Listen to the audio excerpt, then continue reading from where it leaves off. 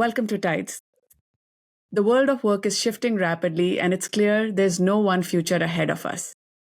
In this ever-changing VUCA world, where volatility, uncertainty, complexity, and ambiguity are amplified by the speed of change, employee experience is evolving right along with it. Today, I'm thrilled to have Sky Kelley join us. Sky has worked with some of the most iconic brands like Nike, Disney, ESPN, and AT&T, driving innovation and refining customer experiences. My goal today is to tap into Sky's incredible journey of solving for humans as customers and uncover insights that can help us solve creatively for humans as employees. Together, we'll explore how to reimagine the workplace to truly empower, engage, and inspire. Sky, welcome to TIDES. Thank you so much for having me. I'm so excited to be talking about this topic. Excellent. So let's dive in. The world has always been volatile, uncertain, complex, and ambiguous. But the world we are living in today feels like it is VUCA on steroids. The speed of change that we are witnessing is unprecedented, and there are multiple paths ahead of us. So, Sky, in this VUCA world, what is innovation from your perspective, and why is it important? It's a great question. And I think when people talk about innovation, often they get the wrong idea. They think innovation is about tinkering and exploring and creating something like vastly different that's really cool, but not often used. And that's just not true. I see innovation as a business imperative now, and it's really about evolving. And as you mentioned, our customers, the consumer base, is evolving rapidly. So we as business leaders need to also be evolving rapidly. And that is what innovation is. It's not resting on your laurels. It's constantly thinking, how can we get better, faster, do things easier, change and enhance and improve the lives of our customers, regardless of what type of business that you're in. And it has to be done on a much faster pace now than ever before. Mm-hmm, mm-hmm. And part of why we have to adapt and change is also AI. AI is really changing our landscape in rapid ways.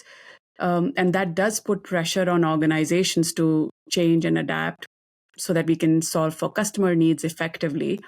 But what do you think is the impact on the employee side because of these changes that we are witnessing today? And how is employee experience important in this equation?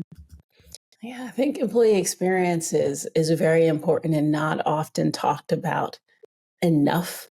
There are so many parts of all white collar jobs that are just mundane, right? That are just repetitive, that induce a lot of frustration, and that can really be alleviated now with AI. And I always talk about how excited I am about the technology. I want to be clear. I'm also nervous about the technology. Anything that is moving this fast and is really in the hands of a few has the potential for the harm and detriment as well. And so I want to make sure that we're acknowledging that.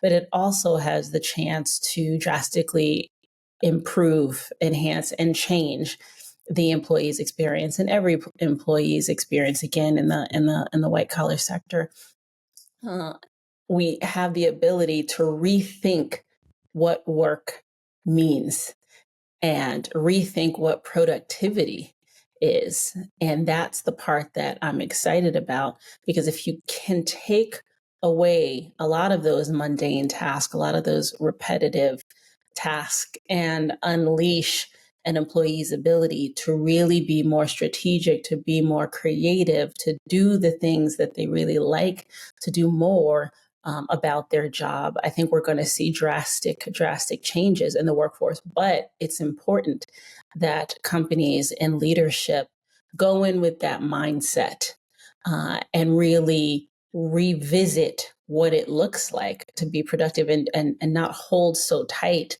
on an old notion of what productivity is. Mhm, mhm. And for our audience, Sky, can you help us see what do we mean when we say customer experience and what do we mean when we say employee experience, so that we level set the definition first before we dive into how do we solve for employee experience differently? Yes. So when we talk about customer experience, we're talking about every touch point that a customer has with your product and service. And it's also important to note that customer can mean consumer, but it can also be a B2B customer. And usually, when we talk about it, we're talking about the journey, right? The customer's journey with your product and business. When we talk about employee experience, we're talking about the daily job that a company is hiring an employee to do. And that includes how an employee is being measured on success. Mhm, So, looking at that job description, what is it that the employee is supposed to achieve? And this is the critical part, and how. mhm, Because when I talked about making sure that leadership is open to thinking differently about how employees do their job, you can still have the same things that an employee needs to achieve, right? But how they do that can be vastly different than how things have been done before. We've all seen during COVID that people can be productive working from home. Not everyone, right? That's not everyone's jam, working at home alone. But it's about, what does productivity look like, and are we open to employees being able to achieve those metrics of success differently? Maybe they aren't doing those mundane tasks that before would have taken half of their day, but mhm, now their day is cut in half. Are we saying that they are less productive, or mhm, their success has decreased because they are able to achieve the same thing in half the time, mhm. right? And why? Yeah. We need to have real conversations about that. So that's the difference when we talk about the customer engagement and experience versus the employee experience. Beautifully said. And to your point, employees also experience the organizations differently at different stages of their journey. Like when Yes. somebody's new and joining the organization, they are in their onboarding stage. How they experience and how they can stay productive in that stage would look way different than somebody who's been with an organization for, let's say, 10 years and is now moving to a different role. So, what I'm hearing is the first step is for organizations to understand what is that employee journey, what are those touch points that matter most to employees that need to be looked at, so that we can ensure that as organizations are going through changes introduced by AI or any other reason for that matter, how do we solve for them? What, and I'll be curious to understand from your perspective, how do organizations unpack the customer experience so that we can leverage those mechanisms or those frameworks or those methods to tease out and map out that employee experience so that we can solve for it appropriately? Well, you use a very important word, and that is map. Right? Mm-hmm, And so I think it's really important whenever we do customer journey maps, you are creating that map. And it has to be visual. A lot of us are, most people are very visual, so they need to be able to see it. And you start from the beginning. From a customer perspective, how do they hear about your product or service? And you map out every touch point that they have through the purchase, right, or the sale, all the way through if they have a problem with your product and service. Who do they call? Who do they contact? Do they need to text, tweet, right? Post on mm-hmm, LinkedIn? What are they doing? And getting to a resolution. And it's important to also understand the longevity of your customer, right? The LTV or the lifetime value, because these maps can go quite far. In some cases, it depends on how you define it and what's most important to your organization from that. But taking those lessons and applying it to the employee, you can do the exact same thing. And you brought up onboarding, and onboarding is so key because it sets the stage for if someone will be successful in their Mhm. role or not. And there are so many things when you join a new organization that are unwritten rules, right? That you have to learn in order to be able to successfully navigate the company. And some people will pick up on them quicker than others. And I'm not saying that AI will solve everything, because it won't. It is a technology, and it is a technology that is only as good as how we use it.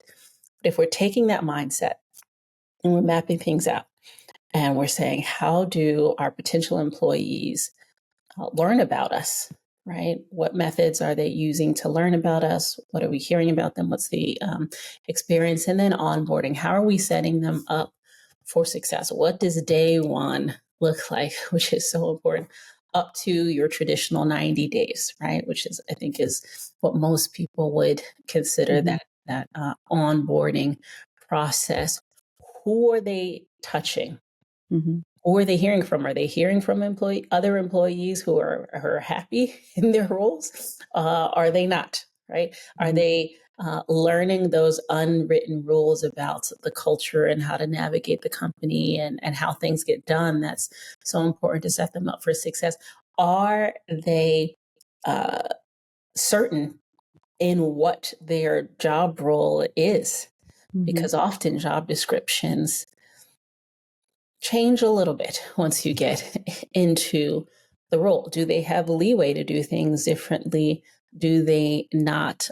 And something that we've talked about a lot is, how do you sort of create that friendship status, or have them have a person that they can count on and ask the questions that they might not feel comfortable asking other people, to garner the support early, and have the right stakeholder Mhm. engagement. So it's creating that same map along the way.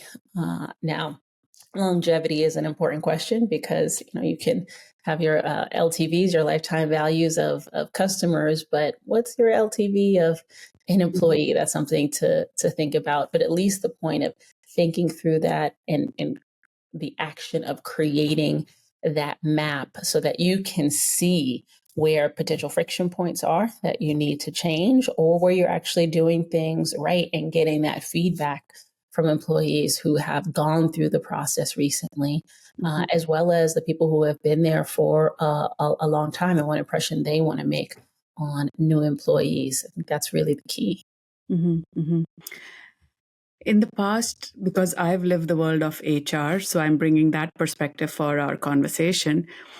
In the past, mapping that entire employee journey, zooming into different stages, unpacking where are the barriers, where are the friction points in the employee experience, is kind of a long drawn process. You have to talk to a variety of stakeholders. You have to interview a lot of employees who are in that stage of their employee experience.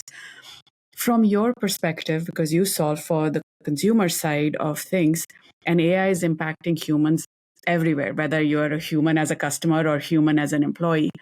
From your perspective, how can we leverage AI as an enabler to map out that process more effectively, or to get to those insights that can help us make choices and decisions for supporting employee experience in a way that we can overcome the hurdles of we don't have resources or we don't have budget to actually do employee experience mapping, which sounds like the first step as we embark on innovating in this space.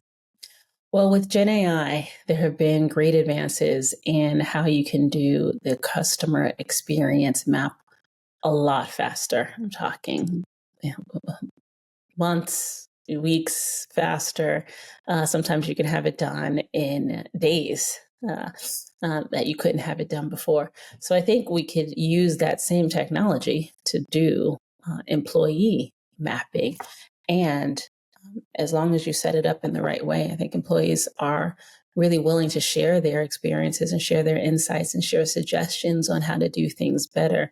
And if the Gen AI tool is able to capture that and create the map for you, now then you have your answer to the time and resources factor, especially if you are using a tool like this for your customer experience already. It's just another use case to add to it, so it increases the ROI of purchasing a tool like that in the first place. Mm-hmm. Where do you see employee data fitting the equation as we map out this journey? How important is employee data, and um, can you highlight some examples of how data is leveraged on the consumer side that we can draw inspiration for as we solve for the employee experience? Yes, I think data is very important, and it allows you to understand the magnitude of either the problems or the things that are going well with your employee experience. You're always going to have some people who are unhappy and disgruntled. But how prevalent is that feeling throughout your organization?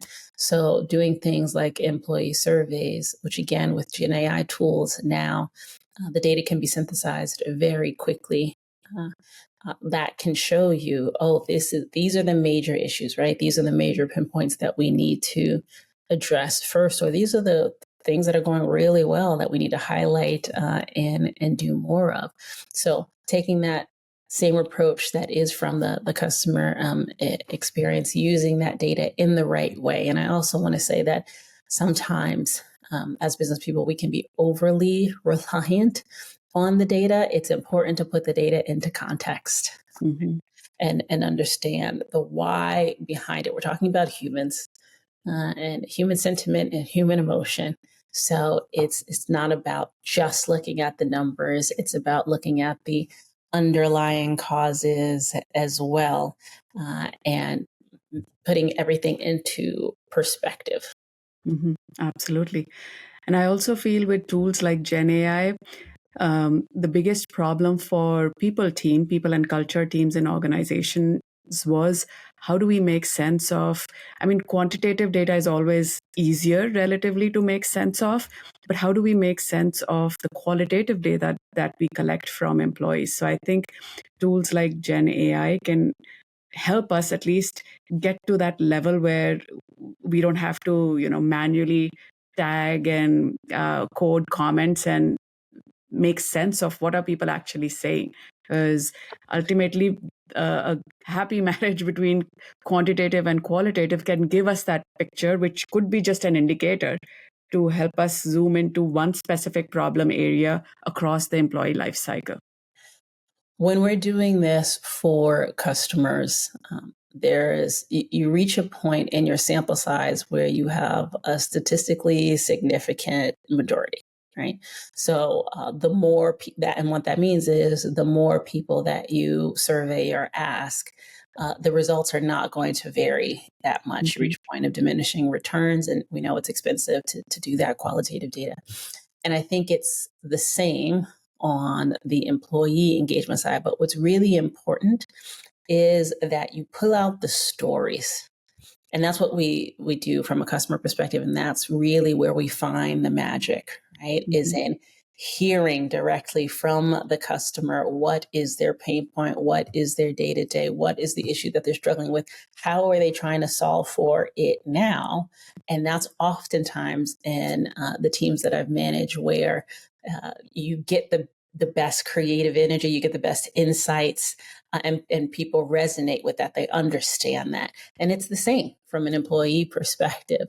So you have a few of these stories on these particular pain points, and then you start to understand because it crystallizes it for everyone else. So again, it's not like if you have a company that has 10,000 or 50,000 employees, you don't need to interview everyone. You don't need to interview half. You don't need to interview 25%.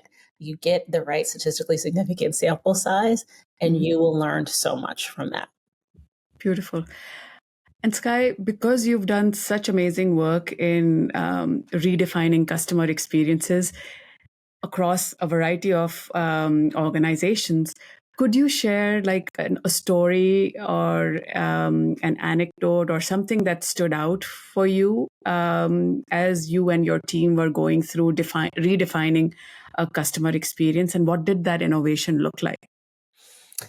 Yes, I can. Let me think of a good one. Well, I have a couple that come to mind.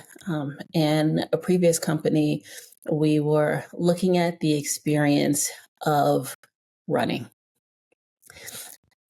And for most people well, we're in January right now, right? New year, new you. Everybody wants to focus on getting in shape or getting back into shape. And for most people, the easiest thing to do is put on sneakers, go outside and run. Right? Well, what we learned is that there are a couple issues that we wouldn't have immediately thought of unless we heard these stories from people. And that's some people, when we were focused on North America, some people don't have sidewalks to run on. Right? So right there, that prevents them from having that experience. They have to get creative. They have to do something else. We learned this, and it was important to hear these stories from the consumers and not just from people on the team who might have innately known it. But there's a safety issue that women feel when running alone. And it doesn't matter the time of day or night. So how do we account for that? How do we help people feel, people in general, but in particular, women voice this concern, more safe with an experience when they are running?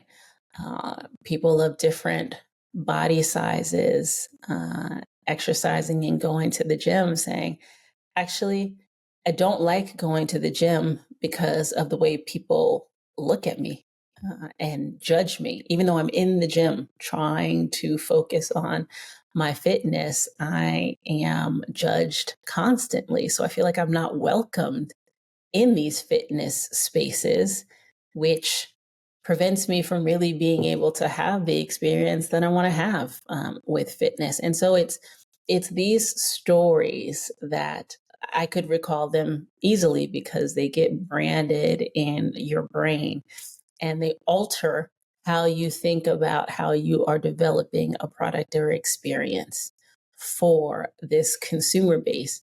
And you factor these things in. And it's an easy story to then be able to share with others who can relate to it on a personal level. Anyone can relate to the idea of being judged. We've all been judged in some form or fashion. Anyone can relate to having to overcome obstacles, something as big as not having sidewalks to be able to run on. So it's these stories that can really make the difference between the success of your product and not, right? Because I think finding out these stories, understanding where people are experiencing, let's say, for example, running differently, takes a lot of effort. How did you inspire your teams to go find these stories or look at the problem differently? I just wanted to know what was your approach and how did you go about inspiring the team to embark on this innovation journey? Well, I've been fortunate enough to have great people that I've worked with in this business innovation space, and we often use consultants or contractors or vendors to do the work of collating the stories and going out and finding the stories. It's very important for me when I am creating products for the masses, that we make sure that we have a diverse set of representation in the stories that we are hearing from, because that's where you get those nuggets. That's where you get that wisdom from. But what I've been surprised to find in the last year is that there's now these synthetic personas where Gen AI can create personas of people, and you can actually interview these synthetic personas and get some of these stories. Now, at first, I was super skeptical. I said, even though I'm a big Gen AI proponent, it's going too far, right? You're never going to be able to replicate that experience of real humans. And then but I tried it. I tried it right away. Right? I like to say I had an open mind. I probably didn't, but I still tried it. And I was so surprised at how well these synthetic personas captured, I would say 80% of what we were hearing from real humans.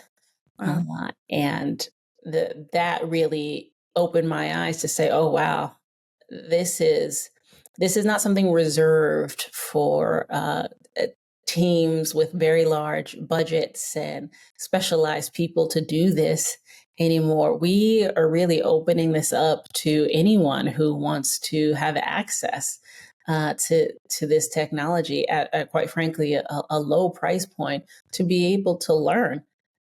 And that's what's really exciting. Now, again, I'm not saying it will 100% replace human stories. It should not, but it narrows it down for you to really be able to better pinpoint where to go to and who to ask from real humans for these stories. So that way you are spending less money, taking less time, and able to interview fewer people to get the results that you're looking for.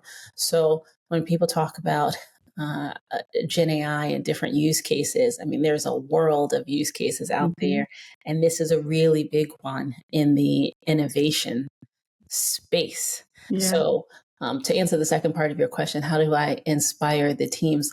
As I mentioned, I've had really great teams to work with. I think most people are inspired to act when they understand what the real problem is. So it's nothing that I have had to do to really pinpoint on people. It's just about setting the right stage and giving them the right information to be able to unleash their natural problem solving skills to address these things. Yeah. So true. Like creating that psychological safety and a transparent environment where we all know where we are going is a big factor in people feeling that safety, that yes, I can experiment, I can make mistakes, and Absolutely. my hand will not get slapped. At the same time, I'm also hearing from a number of people, because this is what's out there in the media, that AI is going to displace job. And the example that you gave is a really good example to showcase how now the specialization is in the machines. You don't have to be a specialist in that stage to just start experimenting, or at least get 30%, 50% of information that can help you choose the next best path forward. So with all of this, there's a lot of fear as well. What would you suggest to organizations who are sensing that to inspire their teams, to motivate their teams to start leveraging AI? What can they do differently to create that psychological safety and diffuse the fear associated with the use of AI? Because again, looks like AI is not going anywhere. It's only going to become better. I feel like this is the least sophisticated version of AI that we are witnessing in our lifetimes today. So how do we help organizations and people overcome that hurdle of fear of change, fear of AI taking over their jobs? It's an important question, and I wish I could say that I had the perfect answer for you, because I think there would be a lot of people who would want to talk to me if I had that perfect answer. But I will say that I do think being honest and transparent that this is happening is a step in the right direction. I think when people or when companies don't say anything about it, or they say, oh, don't worry about it, that's when people start not to believe, because it is happening. We know it's happening. And it is, as you mentioned, it is only going to continue to happen. I think it's about um, talking about the timeline, because people think that it's going to take your job tomorrow, right? And you're going to be out of job. Mhm. That is not going to happen. Any Yeah. of us who have worked in big corporations know that nothing moves that fast.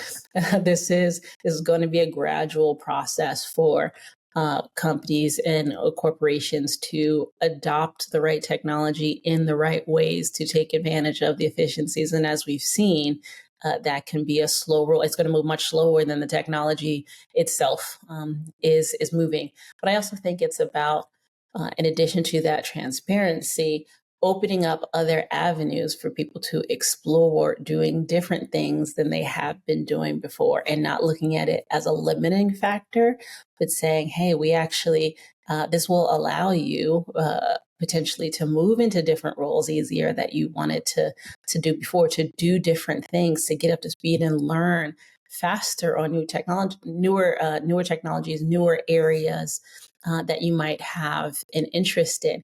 This is the evolution that Mhm. has happened for thousands of years.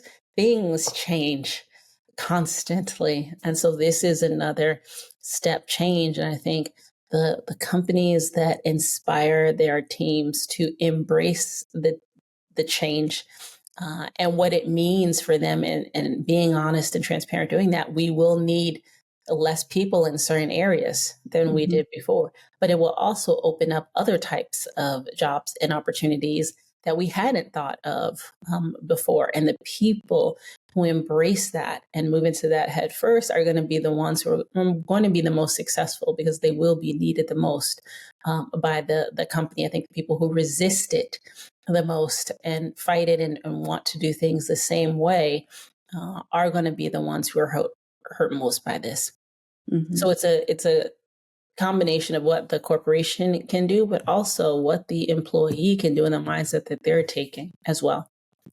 I think it's important to think about things from the human perspective. And as an employee, being afraid of the unknown and hearing that you could lose your job is extremely scary. So, as a leader, being able to relate to your employee and acknowledging that that fear is real is really important. I think it goes a long way to just continuing that rapport, continuing that relationship, and that transparency. So, first and foremost, we should be acknowledging that what people are feeling is valid, but also showing them that there's a different way to think about it, that there's a reframe of the mindset to say this is also an opportunity for you as an employee to expand your horizons, to do things differently, to do your work differently, or to learn about other areas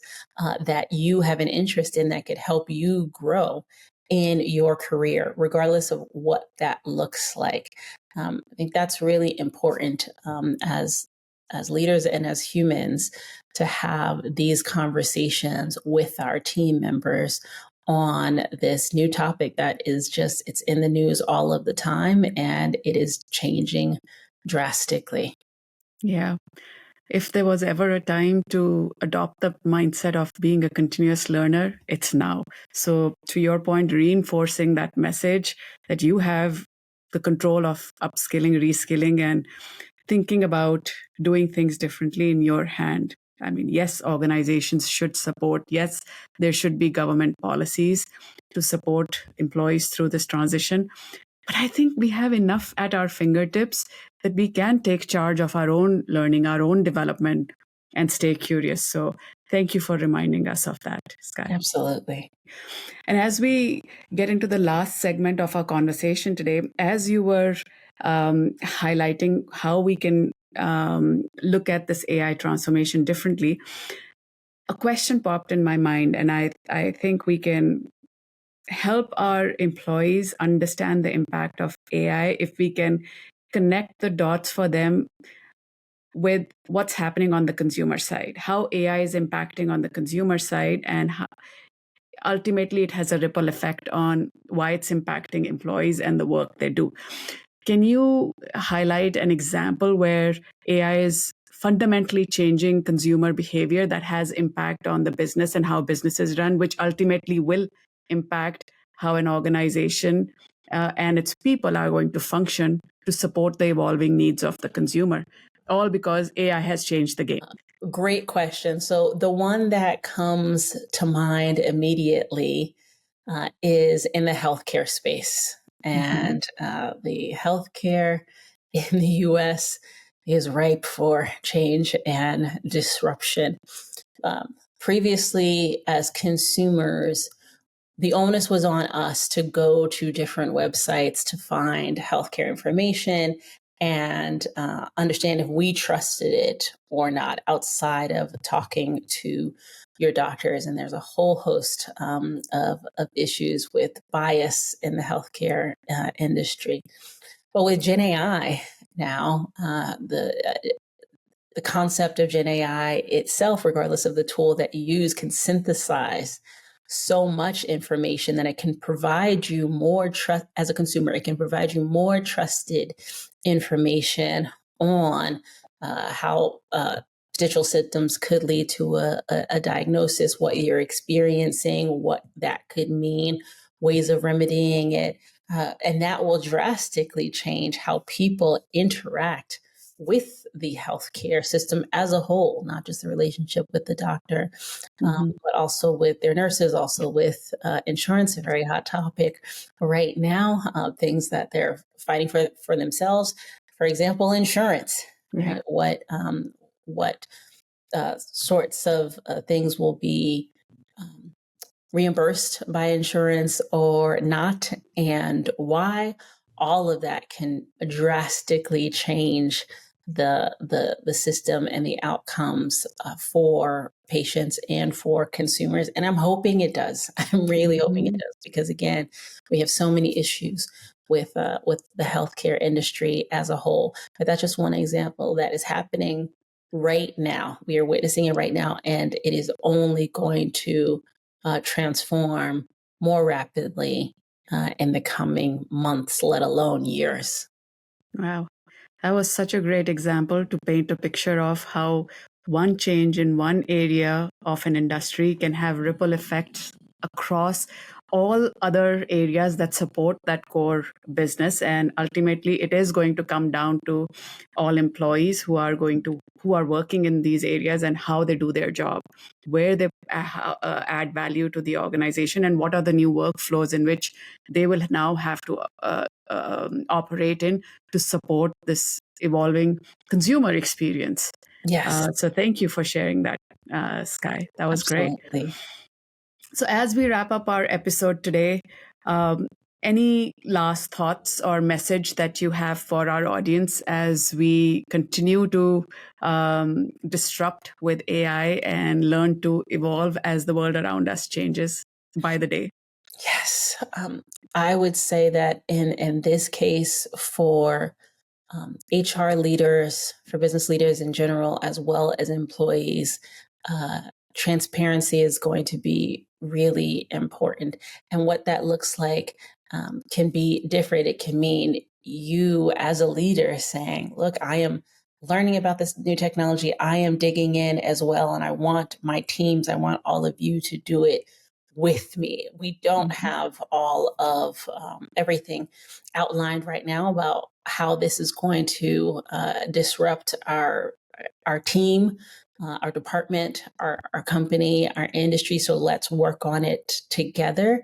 Having your input is going to be helpful. I think is really going to be the key to the successful teams and the successful companies versus those that are not. So just taking that approach of let's all do it together is one that can be a winning strategy. Well said. As we've heard today, innovation isn't just about technology.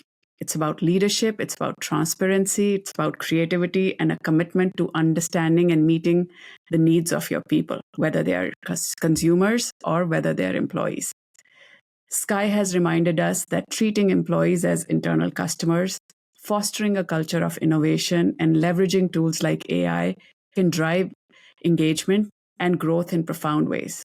Thank you, Sky, for sharing your insights and expertise. Thank you so much. And to our listeners, remember, transformation starts with bold ideas and courage to act. So until next time on Tides, keep pushing the boundaries of what's possible.